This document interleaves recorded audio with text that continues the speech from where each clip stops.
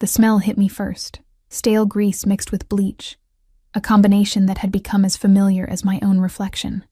I pushed through the glass door of Romano's diner, my sneakers squeaking against the checkered linoleum floor.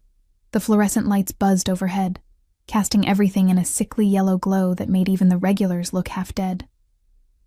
"You're late again, Sophie." I didn't bother responding to Marco, the day manager who enjoyed reminding me of every microscopic failure. My fingers were still numb from the November cold, my coat too thin for the approaching winter. 3 years ago, I wouldn't have recognized this version of myself. The one who couldn't afford a proper winter coat, who counted coins to buy bread, who had become invisible to everyone except people who needed something from me. "Table 6 needs refills," Marco barked, already turning away.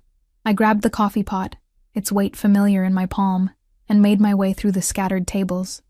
Sunday morning shift meant the after-church crowd, generous with advice, stingy with tips. My reflection caught in the window as I poured. Hollow-eyed, 26 but looking older, my dark hair pulled back in a ponytail that had seen better days. I looked like what I was, abandoned, broke, forgotten. It had been 8 months since Derek left. 8 months since I came home to find our apartment stripped bare, every piece of furniture gone, our joint account emptied, and a note on the counter that read, "You were always too naive for this world. Good luck." He'd taken everything, the savings I'd inherited from my grandmother, the car, even the engagement ring I'd foolishly left on the bathroom counter. The police said it was a civil matter.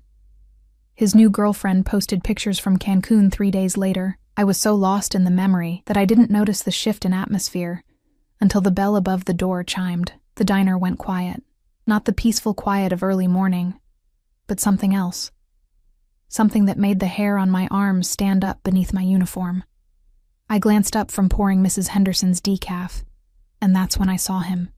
He stood in the doorway like he owned not just the space, but the very air we breathed.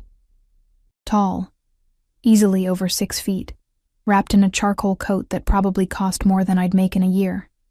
Dark hair swept back from a face that could have been carved from marble, sharp jaw, straight nose, and eyes so dark they looked black from where I stood. But it wasn't his appearance that made my breath catch. It was the way everyone else reacted to him. Marco had gone pale. 2 men in suits had entered behind the stranger, flanking him like shadows, their eyes scanning the room with practiced efficiency. One spoke into his sleeve, a gesture I'd only seen in movies. The man in the charcoal coat moved forward, and the crowd parted without him asking. People suddenly very interested in their plates. "Mr. Castellano," Marco stammered, rushing forward. "We weren't expecting... we didn't know..." "Coffee," the man said, his voice low and smooth, with the barest hint of an accent I couldn't place. "And somewhere quiet." His eyes swept the room and landed on me. I froze, coffee pot still suspended over Mrs. Henderson's cup. Those dark eyes held mine for a heartbeat. 2, 3. And I felt pinned, like a butterfly to a board. There was something predatory in his gaze, something that made every instinct scream danger. But I couldn't look away. "The booth in the back," Marco said quickly, gesturing. "Sophie will take care of you." "No." I wanted to refuse, to pass this to Janice or anyone else, but Marco was already shoving me forward, practically pushing the coffee pot into my shaking hands. My sneakers carried me across the floor without my permission, and suddenly I was standing beside the corner booth, the one we usually saved for couples who wanted privacy. He slid into the seat with fluid grace, his guards positioning themselves at nearby tables, their backs to him but their attention clearly outward. I'd never seen anything like it. This wasn't just wealth. This was power, the kind that made people disappear into themselves. "Coffee," he repeated, and I realized I'd been staring. "Right, sorry, My hand trembled as I poured, and I watched in horror as the dark liquid sloshed over the rim, spilling onto the white saucer and dripping onto the table. "Shit," I whispered, grabbing napkins. "I'm so sorry, I'll get you another—" "Leave it!" I looked up. He was watching me with an intensity that made my stomach flip. Up close, I could see details I'd missed. A small scar through his left eyebrow, the precise cut of his stubble, the way his hands rested on the table. Relaxed, but somehow ready. He smelled like expensive cologne and something darker, like smoke and secrets. I said, "Leave it." His tone wasn't harsh, but it left no room for argument. I stepped back, napkins clutched in my fist. "Can I get you anything else?" "Sit." What? "Sit down." He gestured to the seat across from him. "I can't. I'm working. Marco," he called without raising his voice or looking away from me. "The girl has a break now." "Yes, Mr. Castellano." Marco's voice came from across the diner, eager and frightened. "Sophie, take your break." My legs felt like water as I slid into the booth, the vinyl cold beneath my thighs. This was insane. I didn't know this man. I didn't know why he wanted me to sit, why he was looking at me like I was a puzzle he intended to solve. "What's your name?" he asked, though something in his eyes suggested he already knew. "Sophie. Sophie Chen." "Sophie Chen," he repeated, and the way he said it made my name sound like something valuable. "Do you know who I am?" I shook my head, though the fear in Marco's eyes and the guards and the way everyone avoided looking at us told me everything I needed to know. This was someone dangerous, someone powerful, someone I should run from. "Dante Castellano," he said, watching my reaction.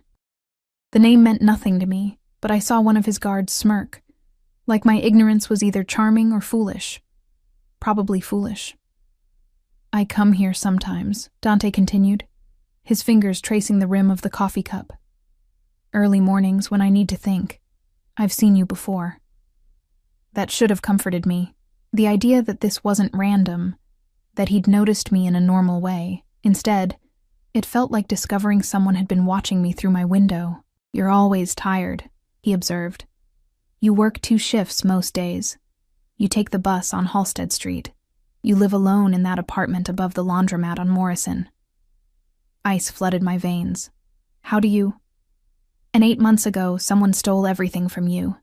My hands started shaking. "I don't understand." "Derek Morrison," Dante said, and hearing that name from his lips made me flinch. "Your ex-fiancé. He cleaned out your accounts, took your inheritance, and disappeared. The police did nothing. You had no one to help you." Tears burned behind my eyes, but I blinked them back. "Why do you know this? What do you want from me?" He leaned forward, and the space between us seemed to shrink. "Derek Morrison worked for me once. Small time, running numbers, thinking he was smarter than he was. He stole from me too, $50,000 from a casino operation. Then he vanished." My breath caught. "I don't know where he is. I swear, I haven't heard from him since—" "I know where he is," Dante interrupted smoothly. "I've known for 3 months, Boca Raton, Florida. Living under the name David Marsh, spending money he shouldn't have, hope and horror warred in my chest." "Then why—" "I don't need him anymore, Sophie. I need you." The world tilted. "What?" Dante reached into his coat and pulled out a photograph, sliding it across the table. I stared at it, my brain struggling to process what I was seeing. It was Derek, but not alone. He was with a woman.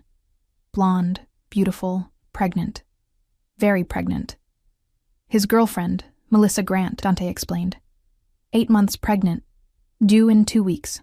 The coffee in my stomach turned acid. Derek was having a baby, with her, while I was eating ramen and working double shifts just to keep my electricity on. "What does this have to do with me?" My voice cracked. "Everything," Dante said softly, dangerously. "Because Derek Morrison didn't just steal money from you, Sophie. He stole something irreplaceable from both of us. And I'm going to make him pay, but I need you to help me do it." I should have stood up. Should have walked away. Should have run screaming from this man and his dark eyes, and the danger that clung to him like cologne. Instead, I heard myself whisper, "How?" Dante smiled then, slow and predatory, by becoming mine. Before I could process those words, before I could ask what they meant, his phone buzzed. He glanced at it, his expression darkening. "We'll continue this conversation somewhere more private," he said, standing. One of his guards immediately moved to his side. "You finish your shift, Sophie. At 6 o'clock there will be a car waiting for you outside. Black SUV. Get in it. And if I don't—" He paused, looking down at me with something that might have been amusement or might have been warning. "Then Derek Morrison keeps everything he stole from both of us, and you keep working yourself to death in this diner for the rest of your life.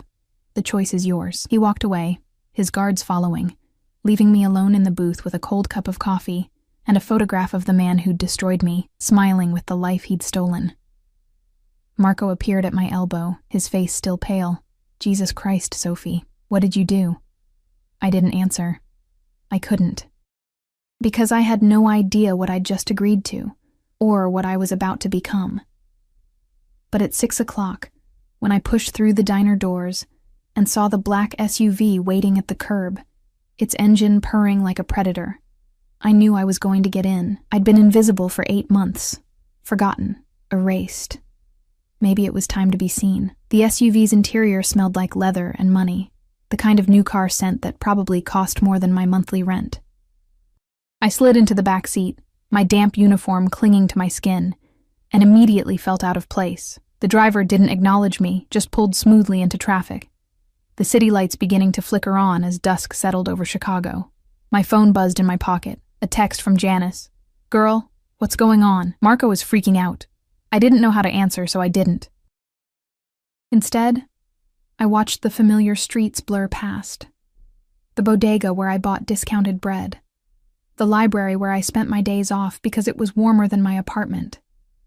The bus stop where I waited every morning in the cold. All of it falling away as we drove north, away from my neighborhood and into areas I only saw in magazines. The buildings grew taller, cleaner. The people on the sidewalks wore coats that actually fit.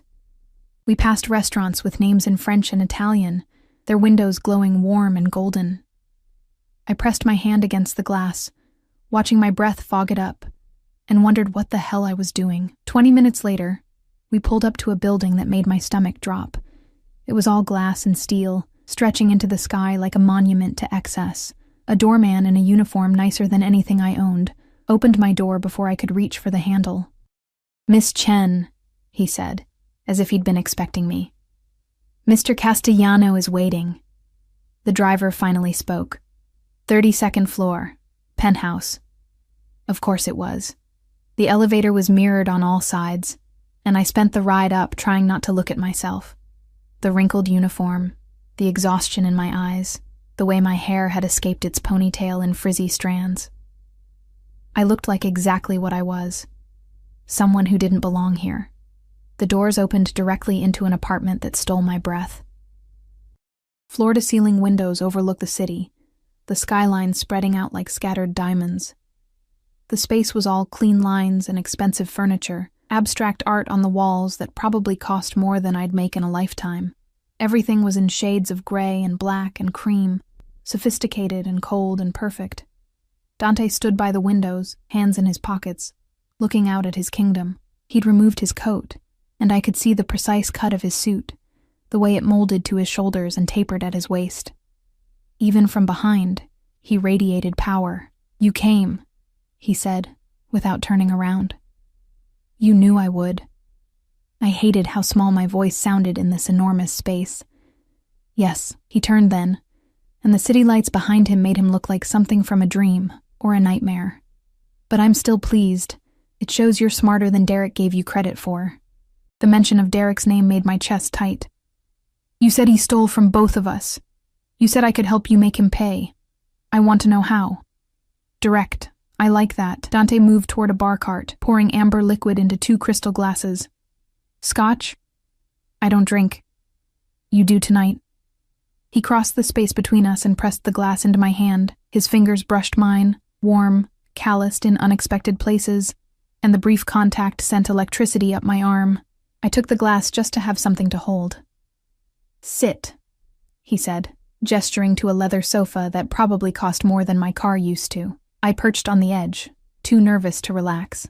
Dante sat across from me in an armchair, utterly comfortable in his domain.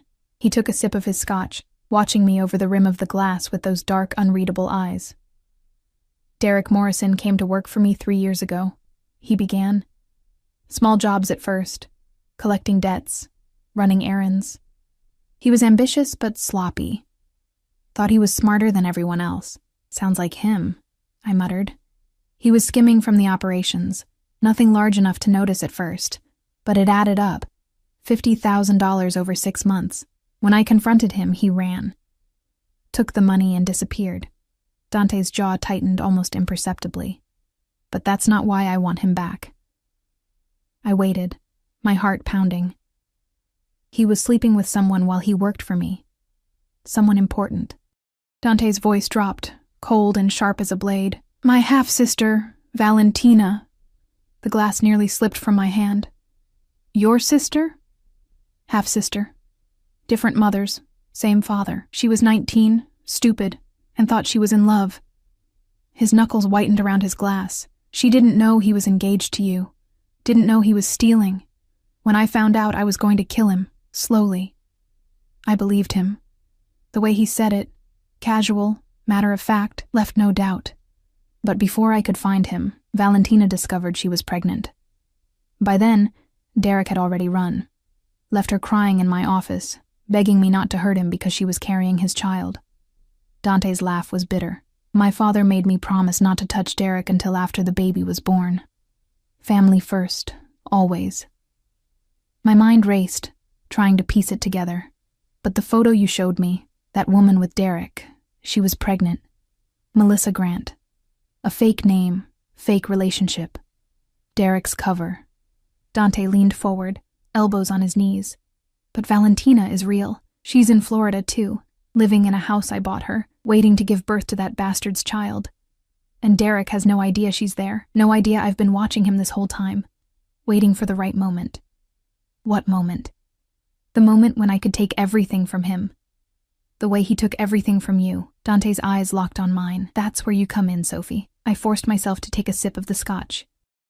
It burned going down, but the warmth helped steady my nerves. I still don't understand. Derek thinks he's safe. He thinks he got away with it, stealing from you, stealing from me, leaving Valentina pregnant and alone. He's living his life with that girlfriend, spending money, playing house. Dante set his glass down with deliberate precision. I want him to feel what you felt, what Valentina felt. I want him destroyed, humiliated, broken. And then I want him to know it was all because of you. How? I whispered. Dante stood and crossed to me, and suddenly he was close, so close I could smell his cologne again, could see the flecks of gold in his dark eyes. He reached out slowly, giving me time to pull away, and tilted my chin up with his fingers. You're going to become my fiancé. The word hung in the air between us, impossible and terrifying. We'll make it public, he continued, his thumb brushing my jawline in a touch that felt possessive. Pictures, events, the works. I'll dress you in clothes that cost more than Derek ever made. I'll put diamonds on your fingers that will make his theft look like pocket change. You'll be seen on my arm at restaurants, galas, everywhere that matters. Why would that hurt him? My voice came out breathless, because Derek will see that the nobody he threw away became someone he could never touch. Someone protected by the most dangerous man in Chicago, someone who has everything he dreamed of and more. Dante's grip on my chin tightened just slightly. And when he's consumed with jealousy and rage, when he can't stand it anymore, he'll do something stupid. He'll try to contact you, or he'll try to come back. And when he does, I'll be waiting. And then what? Then I take everything. His money, his freedom, his future, and he'll know it was you who brought him down. I should have been horrified, should have run from this man and his dark plans and the danger that radiated from him like heat. But all I could think about was Derek's note. You were always too naive for this world, and the empty apartment, and the 8 months of struggling just to survive. What do I get out of this? I asked. Dante smiled, and it was like watching a wolf bare its teeth. Everything he stole from you, I'll get your money back. Every penny. Plus interest. Plus compensation for what you've suffered. Money isn't everything. No, he agreed. You also get revenge. You get to watch him lose everything like you did. You get justice. His hand slid from my chin to cup my cheek. And you get my protection. No one will ever hurt you again, Sophie. No one will ever make you feel small or invisible or worthless. I'll make sure of that. The promise in his voice made something in my chest crack open. When was the last time someone had wanted to protect me? When had I last mattered to anyone? How long would this arrangement last? I managed to ask. As long as it takes. A few months, maybe. Until Derek makes his move. Dante's thumb traced my cheekbone. You'll live here. I have plenty of space. You'll quit the diner, quit your second job. Your only job will be being seen with me and playing the part. And at night? The question came out barely above a whisper. His eyes darkened. Separate bedrooms. This is business, Sophie, unless you want it to be something else. The suggestion hung between us, dangerous and electric. I pulled away, standing up on shaky legs, needing distance from him and the way he made my skin feel too tight. I need to think about it. No, you don't. Dante stood as well, towering over me. You made your decision when you got in the car. You made it when you didn't run from the diner. You made it when you looked at that photo and felt what I knew you'd feel. Anger, betrayal, hunger for revenge. He was right. God help me. He was right. I need to hear you say it, though, he continued, stepping closer. I need to hear you choose this. Choose me. This is insane, I breathed. Yes, you're dangerous. Very. I don't even know you. You will.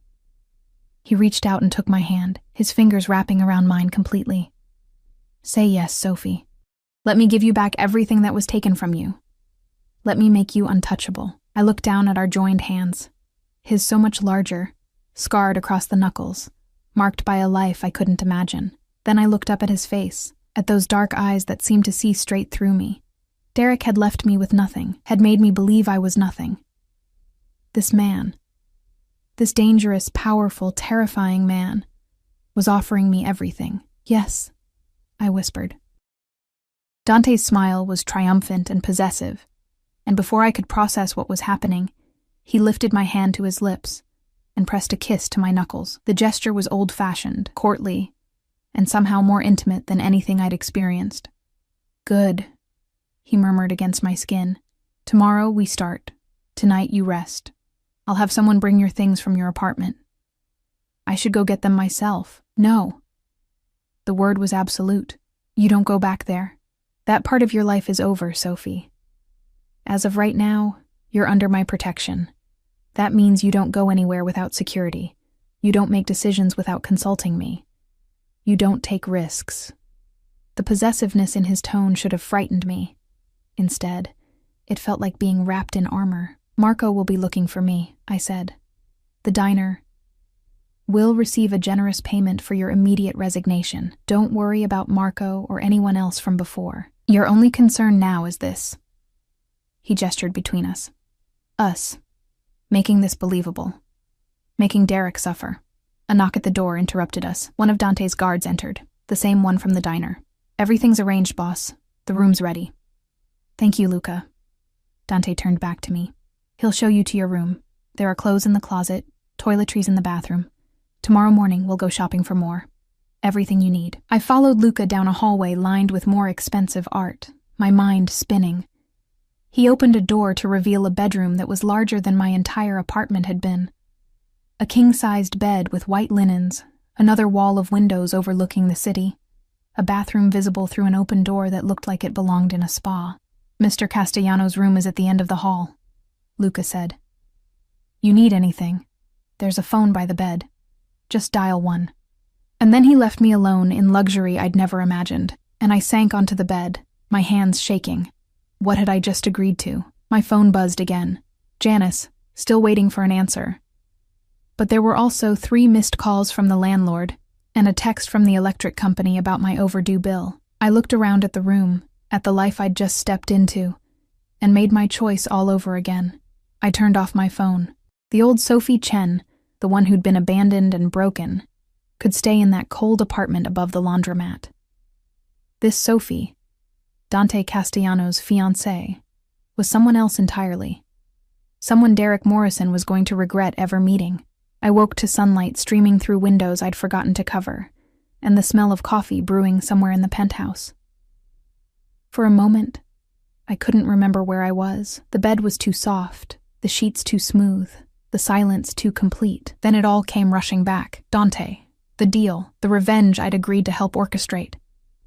My phone sat on the nightstand where I'd left it, still turned off. I didn't reach for it. Instead, I padded barefoot across plush carpet to the bathroom and stopped in the doorway, speechless. Marble countertops, a shower that could fit 4 people, a bathtub that looked more like a small pool. Bottles lined the counter, expensive brands I'd only seen in magazines. Skincare, hair care, perfume, all unopened, all waiting. I caught my reflection in the mirror. My uniform from yesterday lay crumpled on the floor where I'd shed it. I stood in an oversized t-shirt I'd found in the closet drawer, my hair a mess, dark circles still prominent under my eyes despite sleeping better than I had in months.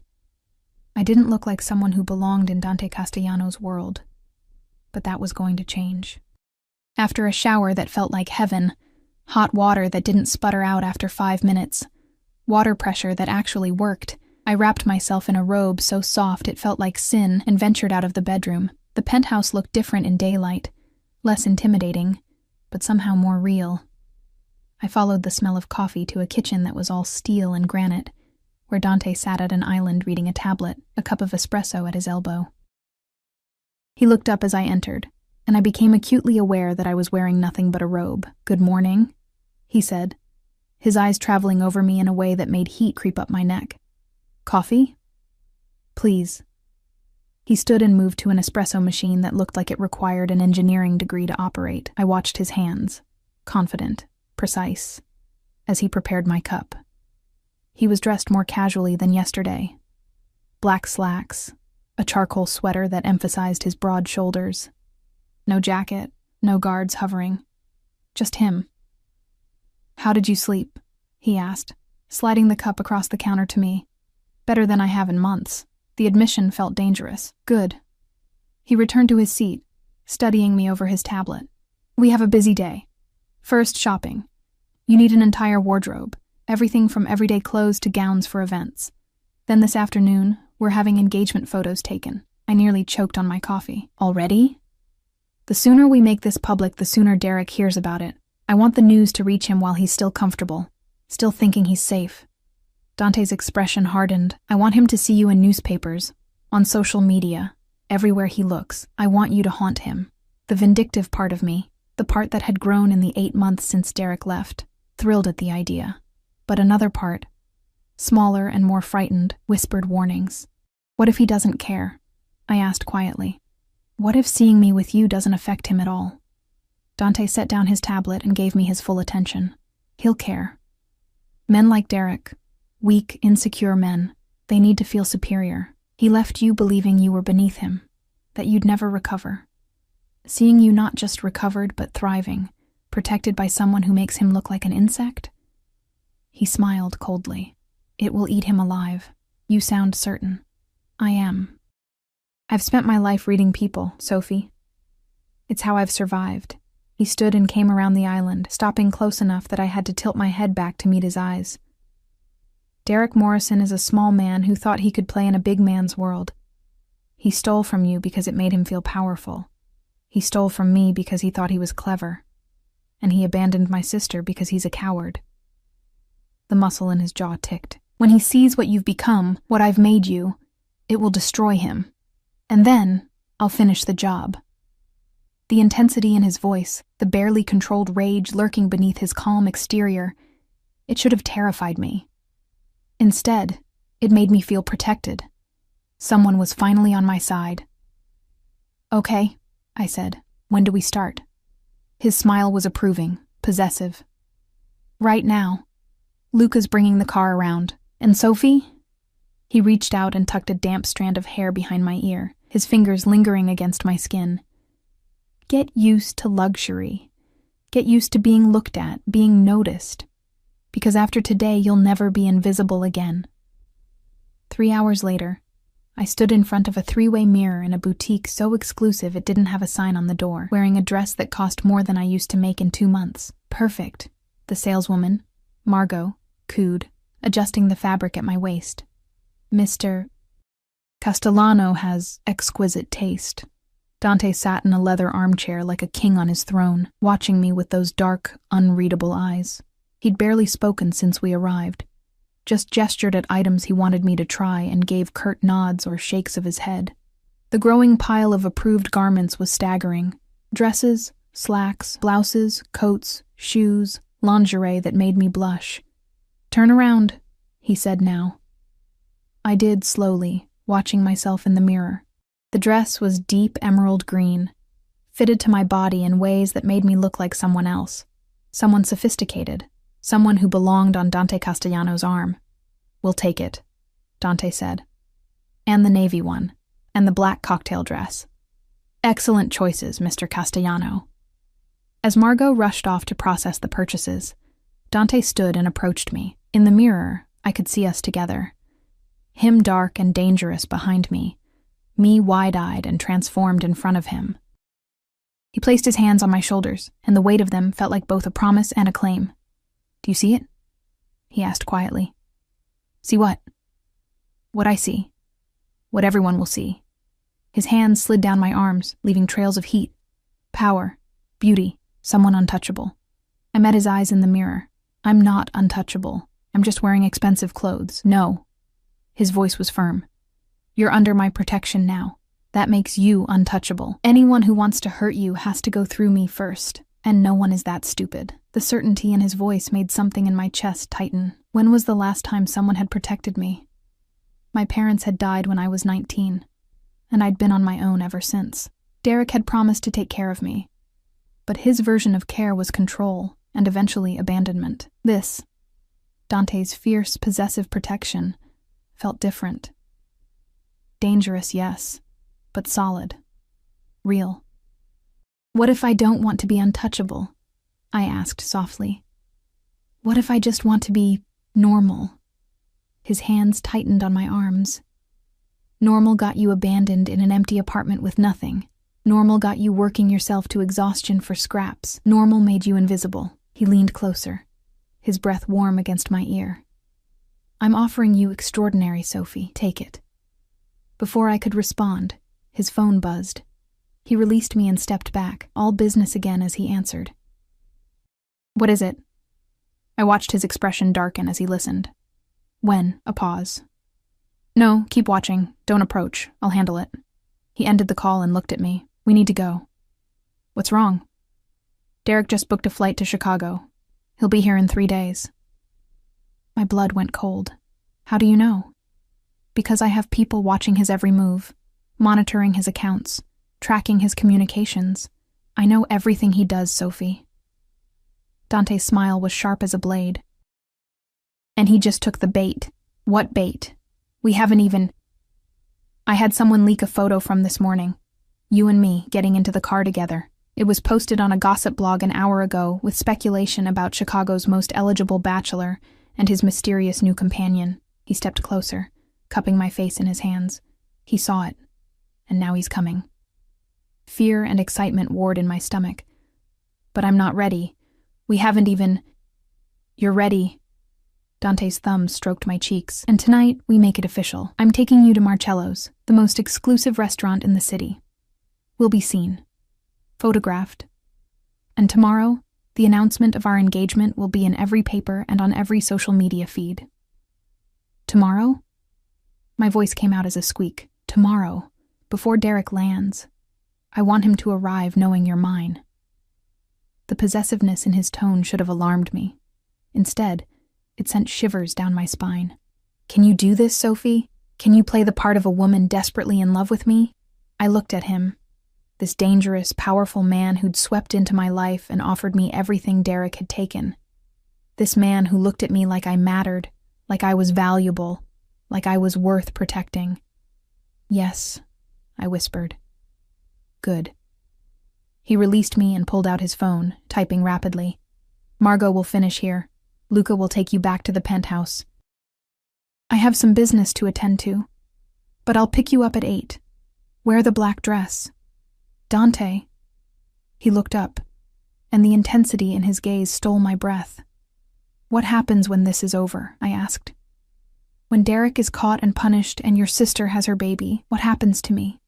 For a moment, something flickered in his eyes, something that might have been uncertainty, or might have been desire. Then it was gone, replaced by his usual controlled expression. "We'll discuss that when the time comes," he said. For now, focus on tonight. Focus on being mine." Then he was gone, striding out of the boutique with the confidence of a man who owned the world. I stood alone in the emerald dress, surrounded by luxury, and wondered if I'd made a deal with the devil.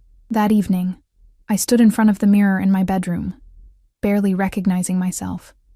The black dress hugged every curve, the neckline just low enough to be daring without being vulgar. My hair had been professionally styled, loose waves that cascaded over my shoulders, makeup that made my eyes look huge and mysterious, heels that added 3 inches to my height, but still left me shorter than Dante.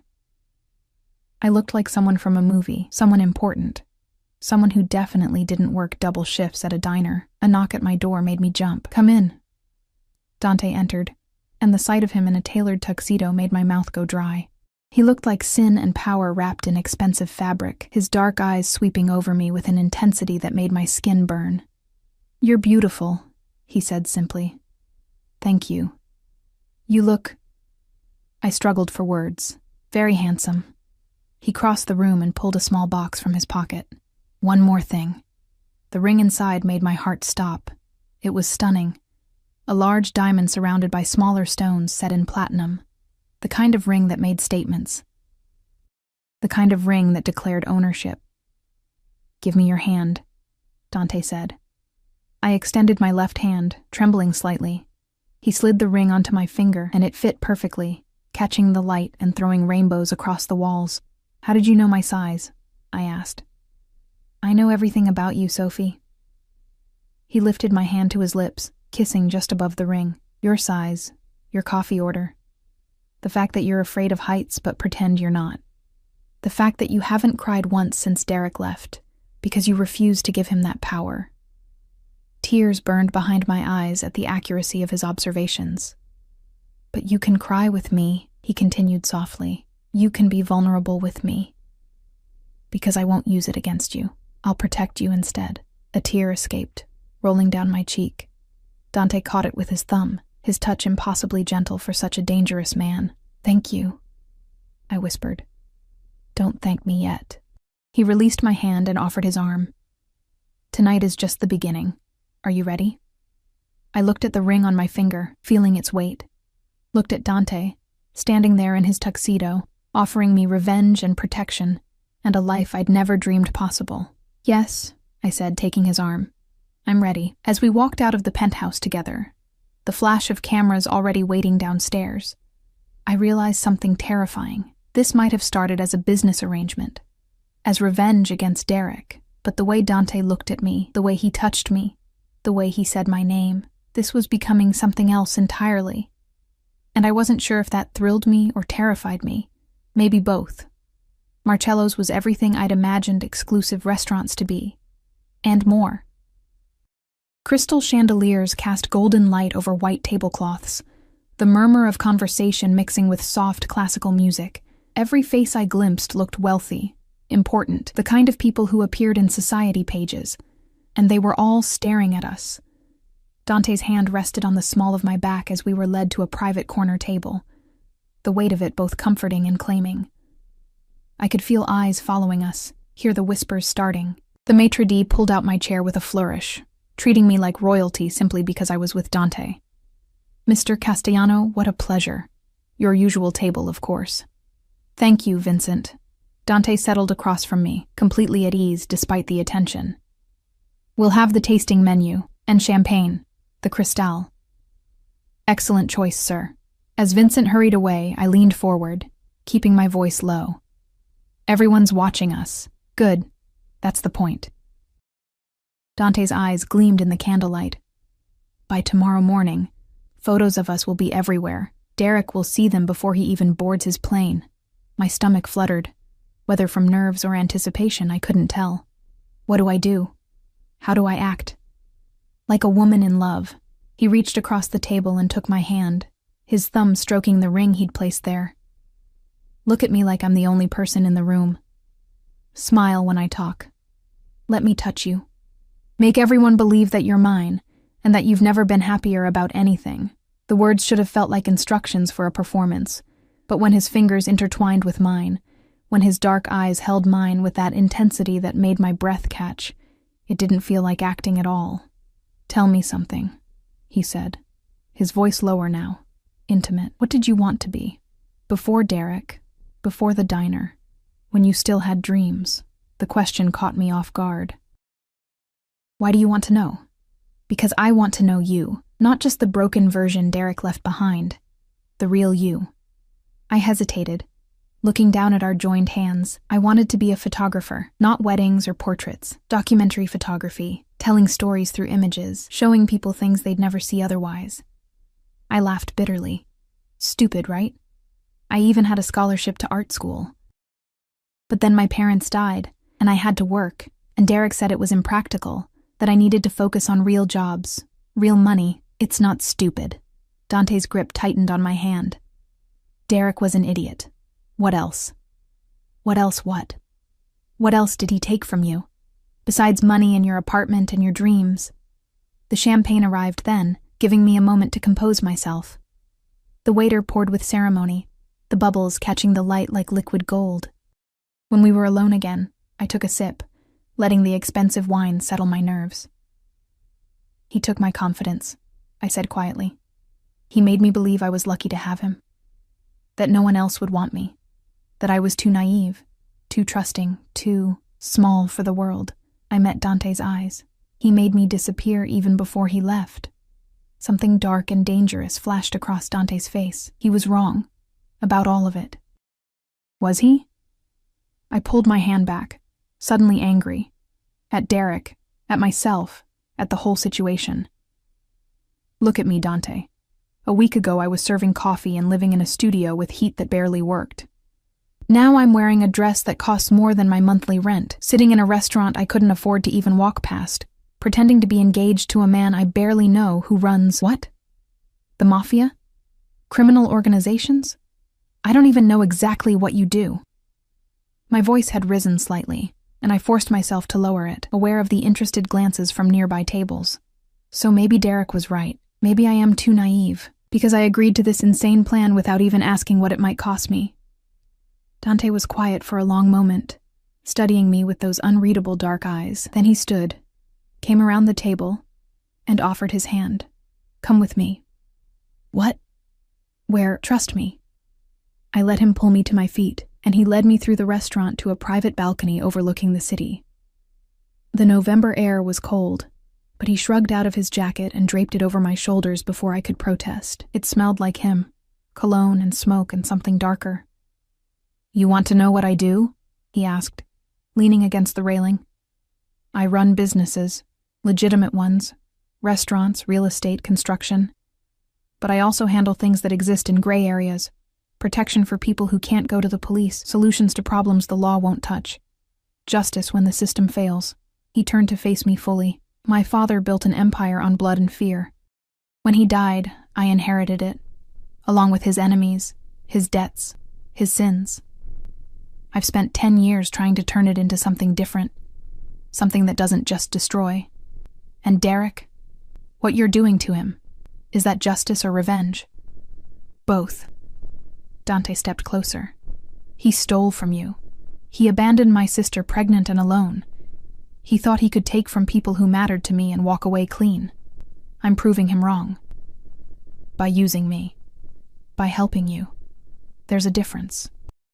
His hands came up to cut my face, forcing me to meet his eyes. "Yes, I need you for this plan. Yes, this arrangement benefits me. But don't pretend you're not getting something out of it too, Sophie. Don't pretend you don't want to see him suffer." He was right, and I hated that he was right. "What happens when he makes his move?" I asked. "When he contacts me or tries to come back?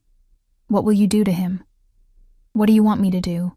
The question hung between us, heavy with implication. Dante was giving me power, the power to determine Derek's fate. It should have scared me. Instead, it felt like reclaiming something I'd lost. "I want him to feel what I felt," I said slowly. "That moment when everything's taken away and you realize you're alone, helpless. That no one's coming to save you." Dante smiled, dark and approving. "Then that's exactly what he'll get, I promise you, Sophie. By the time I'm done with Derek Morrison, he'll wish he'd never heard your name." He leaned closer, and suddenly the space between us felt charged, electric. His breath was warm against my lips, his eyes searching mine for permission or denial. "We should go back inside," I whispered, but I didn't move. "We should," he agreed. But he didn't move either. For a moment, we stood frozen in that almost kiss, the city lights twinkling below us, the cold air making me shiver despite his jacket around my shoulders. Then Dante stepped back, his jaw tight with restraint. "You're right. People are watching." He offered his arm again. "We should give them something to photograph." We returned to the table, and the rest of the dinner passed in a blur of exquisite food I barely tasted and conversation that felt more real than it should have. Dante asked about my childhood, my parents, the life I'd had before everything fell apart. And he shared pieces of himself, too. His mother who'd died when he was young, the pressure of inheriting his father's legacy, the sister he was trying to protect. By the time we left the restaurant, I'd almost forgotten it was supposed to be an act. The cameras were waiting outside, paparazzi who seemed to materialize from nowhere, their flashes blinding. Dante pulled me close, his arm around my waist, and I buried my face against his chest, overwhelmed by the sudden attention. "It's all right," he murmured against my hair. "I've got you." And somehow I believed him. The photos were everywhere by morning. I scrolled through my phone, which I'd finally turned back on, seeing my own face staring back at me from dozens of gossip sites and social media posts. Chicago's most eligible bachelor off the market, mystery woman snags Dante Castellano, new romance for real estate mogul. In every photo, I looked happy, radiant even. Dante looked possessive, his arm always around me, his eyes always on me like I was the only thing that mattered. We looked like a couple in love. Good, aren't they? I looked up to find Dante in the doorway of my bedroom, already dressed for the day in slacks and a crisp white shirt. He held a tablet, presumably showing the same articles I was reading. "The PR team outdid themselves," he continued, coming to sit beside me on the bed. "The engagement announcement goes live in an hour. I wanted you to see it first." He handed me the tablet, and I read the carefully crafted statement announcing our engagement, complete with a quote from Dante about finding unexpected love and being excited for our future together. "It sounds so real," I said softly. "That's the idea." He took the tablet back, setting it aside. "Derek's plane lands in 4 hours. By the time he touches down, he'll have seen all of this. His hotel is 3 blocks from here. I've made sure of that. He'll be close, watching, stewing in jealousy. How do you know he'll even care enough to—" My phone buzzed, cutting me off. A number I didn't recognize, but somehow I knew exactly who it was before I even looked. The text message made my blood run cold. "What the fuck, Sophie? Call me. Now." "Derek." Dante read it over my shoulder, and his smile was terrifying in its satisfaction. "Right on schedule," he murmured. "Don't respond yet. Make him wait. Make him wonder. Make him desperate." Another text came through. "This is bullshit. You can't just move on like I meant nothing. Like we meant nothing." Then another. "Who the hell is this guy? What are you doing?" And another. "I know you, Sophie. This isn't you. He's using you. Please, we need to talk." I stared at the messages, feeling something crack open inside my chest. 8 months of silence. And now that I was with someone else, now that I looked happy, suddenly Derek wanted to talk. Suddenly I mattered. "He doesn't get to do this," I said, my voice shaking with rage. "He doesn't get to abandon me and then act betrayed when I move on. No, he doesn't." Dante took my phone gently from my hands and set it aside. "But he will keep trying. And when he does, when he gets desperate enough, he'll make a mistake. That's what we're waiting for. What if he doesn't? What if he just goes back to Florida and—" "He won't." Dante's certainty was absolute. "I know men like Derek, weak, insecure men who need to feel powerful. Seeing you with me is destroying him. He'll escalate. And when he does, we'll be ready." The phone buzzed again, and again. Derek's messages coming faster now, more desperate, angrier. "You think you're better than me now? You think some rich asshole makes you special? I gave you everything and you threw it away for what? Money? Status? You're making a mistake, Sophie. This guy is dangerous. I'm trying to protect you. That last message made me laugh. A bitter, broken sound. Protect me. He's trying to protect me. After everything he did, Dante pulled me against his chest, his arms coming around me in a hold that felt like safety. He's scared. He should be. Because I'm going to destroy him, Sophie. For you, for Valentina, for everyone he's ever hurt. I let myself sink into his embrace. Let myself believe, just for a moment, that this was real. That Dante's protection meant something beyond our arrangement, that I wasn't just a pawn in his game of revenge. But deep down, in a place I didn't want to examine too closely, I knew the truth. I was falling for my fake fiancé. And that was far more dangerous than anything Derek could do to me. Block 5. 3 days after Derek landed in Chicago, everything exploded. It started with flowers. A dozen red roses delivered to the penthouse with a card that read, "I'm sorry, please, let me explain. I still love you." Mondi Dante had them thrown away before I could even touch them. Then came the letters, slipped under restaurant doors where we ate, handed to Luca by nervous-looking messengers. Derek's handwriting, increasingly frantic, begging for a chance to talk, to explain, insisting that he'd made a mistake leaving me. "He's spiraling," Dante said with satisfaction, reading one of the letters over breakfast. "Perfect." But I felt something twisting in my stomach. Not sympathy for Derek exactly, but a growing unease about what we'd set in motion. The messages were getting darker, more possessive. "You belong with me, not him. I know you still love me. Don't make me do something we'll both regret." "He's threatening me," I said, showing Dante the latest text. His expression went cold and dangerous. "He's threatening himself. Luca, I want extra security on Sophie. No one gets within 50 feet of her without clearance. Already done, boss." I'd gotten used to the shadows, the men in dark suits who followed at a discreet distance whenever I left the penthouse. But now their presence felt heavier, more ominous. This wasn't just about revenge anymore. Derek was becoming unstable, and I was in the crosshairs. That evening, Dante had a business dinner he couldn't miss. "Come with me," he said, adjusting his tie in the mirror. "I thought you had to discuss business things. You're my fiancé. You belong at my side." He turned to face me, his expression serious. "Besides, I don't want you here alone, not with Derek acting erratic." So I found myself in another exclusive restaurant, this one even more intimidating than Marcello's. Private dining room, men in expensive suits conducting conversations in low voices. I sat beside Dante, his hand occasionally resting on my thigh beneath the table, a possessive touch that sent heat through my body, despite the dangerous atmosphere. The meeting was about construction contracts and city permits, things I barely understood, but I watched Dante work, the way he commanded respect with just a look, the way grown men deferred to him, the casual power in every word he spoke. This was his world, and somehow, impossibly, I'd become part of it. We were leaving through the back entrance, Luca and 2 other guards flanking us, when Derek appeared.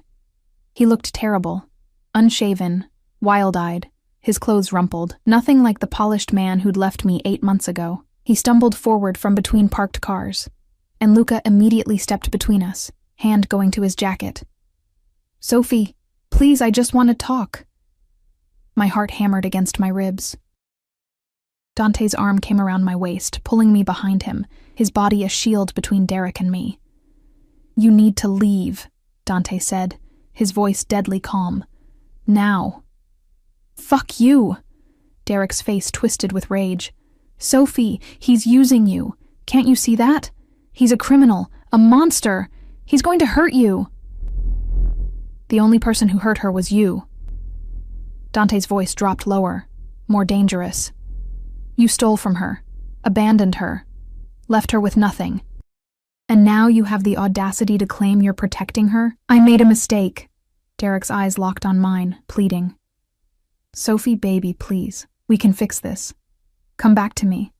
Leave this bastard and come back where you belong." Something inside me snapped. I stepped around Dante, ignoring his attempt to hold me back, and walked right up to Derek. close enough to see the desperation in his bloodshot eyes, to smell the alcohol on his breath. "I don't belong to you," I said clearly. "I never did. You made sure of that when you took everything from me and left me to survive on my own. Sophie. No. You don't get to talk now. You had 8 months to contact me, to apologize, to give back what you stole, but you didn't. You were too busy spending my inheritance with your girlfriend in Florida." I smiled, and it felt sharp as broken glass. Oh yes, I know about Melissa, about the baby, about all of it. Derek's face went white. How? Because, unlike you, Derek, I'm not alone anymore. I have someone who actually protects me. Someone who values me. Someone who would never leave me with nothing. I held up my left hand, letting the diamond catch the light, and in 3 months, I'm going to marry him. You're lying. But Derek's voice shook. This is all fake. Some kind of revenge plot. You're not actually... Every word she said is true, Dante interrupted, coming to stand beside me.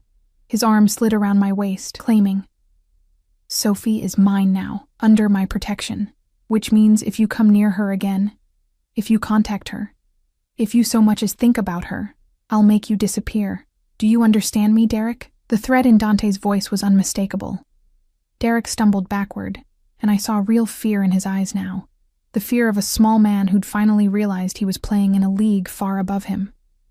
"You can't," Derek started, but Luca stepped forward. "Mr. Castellano asked if you understand." "Yes," Derek whispered. "Yes, I understand." "Good." Dante's arm tightened around me. "Now, about the money you stole, from Sophie, from my operations, from my family. I want all of it back, every penny. You have 48 hours. Derek's laugh was hysterical. "I don't have it. I spent it." "Then you'd better find a way to get it." Dante's smile was terrifying. "Because if you don't, I'll take it out of you in other ways. Starting with that nice girlfriend of yours in Boca Raton. Melissa, wasn't it?" All the color drained from Derek's face. "You leave her alone. She has nothing to do with this. Neither did Sophie. Neither did Valentina. But that didn't stop you, did it?" Dante pulled out his phone and showed Derek something that made him stagger. "That's your daughter, by the way. Valentina gave birth 2 days ago. Beautiful little girl. She has your eyes." I gasped. Dante hadn't told me Valentina had given birth. Derek stared at the phone, something broken and desperate in his expression. "I have a daughter? You have 2 children you've abandoned," Dante corrected coldly. "Valentina's baby, and the one Melissa is carrying. You're quite the family man, Derek. Such a shame you're also a thief and a coward. I want to see her. My daughter. Please. You gave up that right when you stole from my family and ran." Dante pocketed his phone. 48 hours, Derek. The money, or I go to the authorities with evidence of your embezzlement, fraud, and theft. I have documentation of everything, including the accounts you thought you'd hidden. You'll spend the next decade in prison, and Melissa will raise your child alone while you rot. You bastard. 48 hours.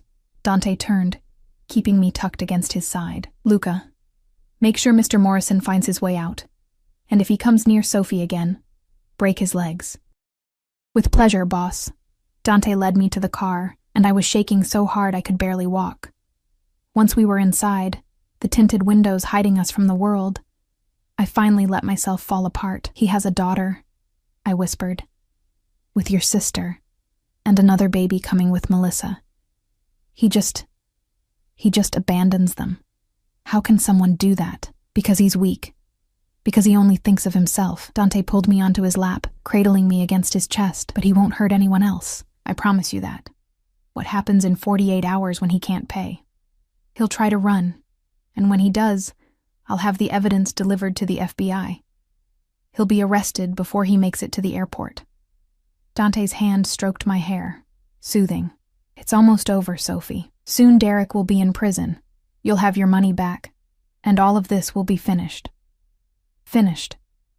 The word should have brought relief. Instead, it felt like a door closing. "And us?" I asked quietly. "What happens to us when this is over?" Dante was silent for a long moment, his hand stilled in my hair, and I could feel the tension in his body. Sophie, don't.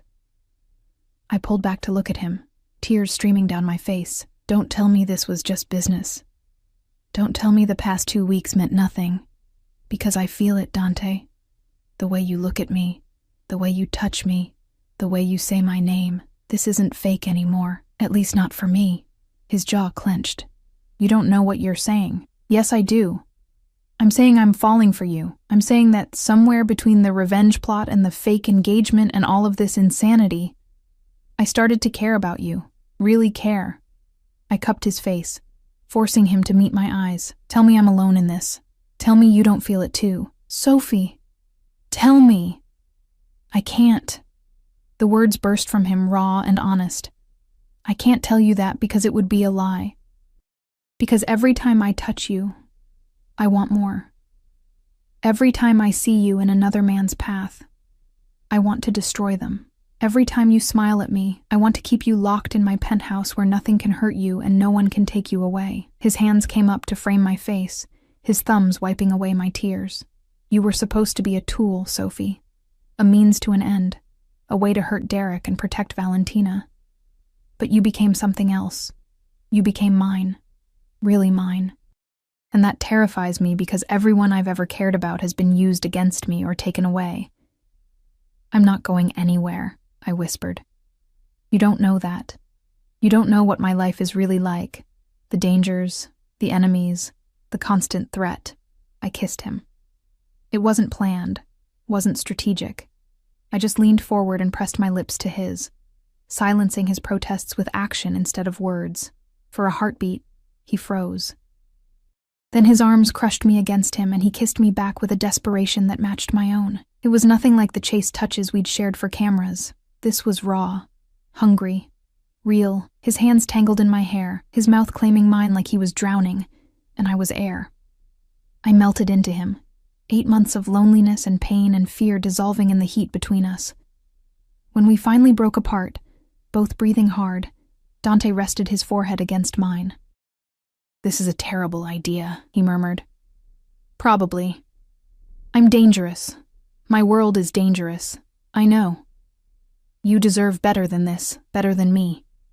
That's not your decision to make. I pulled back just enough to meet his eyes. I'm not some helpless victim who needs to be protected from her own choices, Dante. I'm choosing this. I'm choosing you. His laugh was shaky, almost disbelieving. You're either very brave or very stupid. Maybe both. I smiled through my tears. We're good together, but I'm also right, real together. And when this thing with Derek is over, I don't want it to end. I want to see where this goes. Dante searched my face, looking for doubt, or fear, or hesitation. Whatever he saw there made something in his expression soften, made the hard edges of him blur into something almost vulnerable. Okay, he said finally. Okay, we'll try. But Sophie... His grip tightened. If being with me puts you in danger, if my enemies even look at you wrong, I'm sending you somewhere safe. No arguments. Fine. As long as you understand that I'm not running just because things get difficult. Stubborn woman. You like stubborn. I like you. He kissed me again, softer this time. God help me. I really like you. 48 hours later, Derek didn't run. Instead, he did something far more stupid.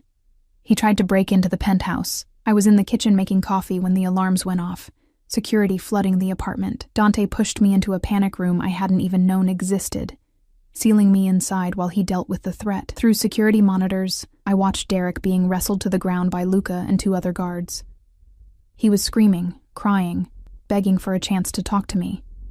In his hand was a gun, unloaded it turned out, but enough to guarantee serious charges. The police came. So did the FBI. Apparently, Dante had already contacted them with his evidence of Derek's embezzlement and fraud. I watched through the monitors as Derek was led away in handcuffs, still screaming my name. It should have felt like victory. Instead, I just felt tired. Dante found me in the panic room an hour later, wrapped in a blanket despite the warmth. He sat beside me, pulling me into his arms without a word. It's over. he said quietly. Derek will be in prison for at least 10 years. The money he stole, from you, from me, from Valentina, it's all been recovered. You're safe now. And Valentina? The baby?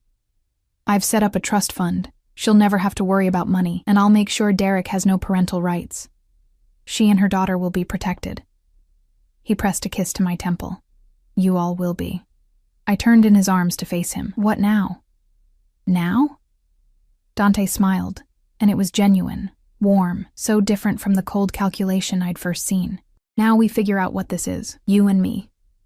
No more fake engagement, no more revenge plots, just us. Just us, I repeated, testing the words. They felt right. Terrifyingly right.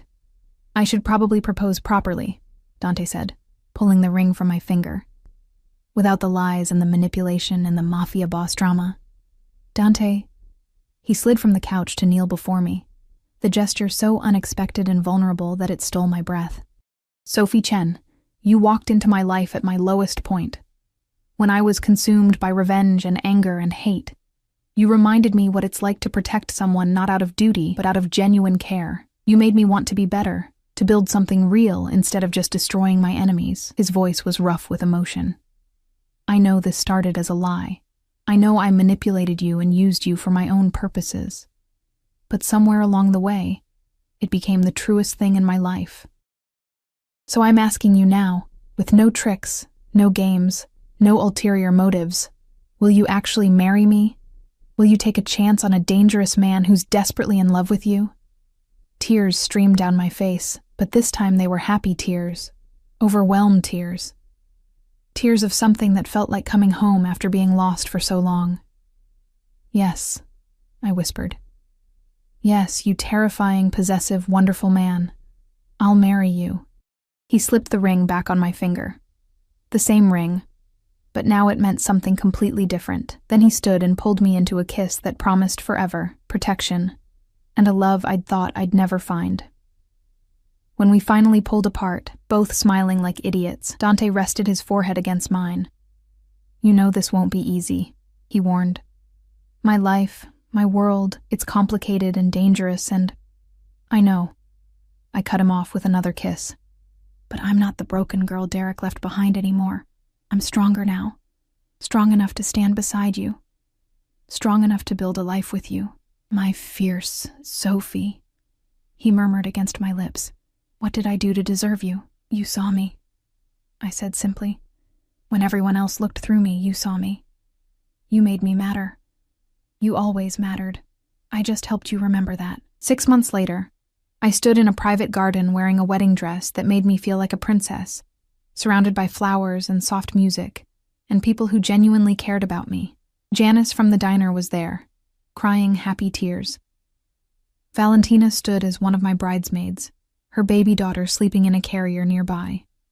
Even Marco had come, looking uncomfortable but pleased, and at the end of the aisle, waiting for me with eyes that held nothing but love and promise, stood Dante Castellano, no longer my fake fiancé, but about to become my real husband.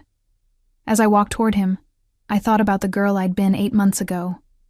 Broken, invisible, convinced she'd never matter to anyone. That girl would never have believed this was possible. This happiness, this love, this life. But she'd been wrong. Derek had left me with nothing. He'd tried to erase me, to make me disappear. Instead, he'd set me on a path that led me here. To a man who saw my worth even when I couldn't. To a life I'd never dreamed possible. To a love that was fierce and protective and absolutely real. Dante took my hands when I reached him, and his smile was private, just for me. Ready, he whispered, for anything. I whispered back. As long as it's with you. The past was behind us. Derek in prison. The revenge complete. The debts all settled. And ahead of us stretched a future neither of us had planned, but both of us wanted desperately. As we said our vows, as Dante slipped a wedding band beside my engagement ring, as he kissed me in front of everyone who mattered, I realized something important. Sometimes the worst betrayal leads you exactly where you need to be. Sometimes losing everything means gaining something far more valuable. And sometimes The man who starts as your protector becomes the love of your life. My ex had left me with nothing, but in losing everything, I'd found the man who would give me the world. And that was worth every moment of pain it took to get here.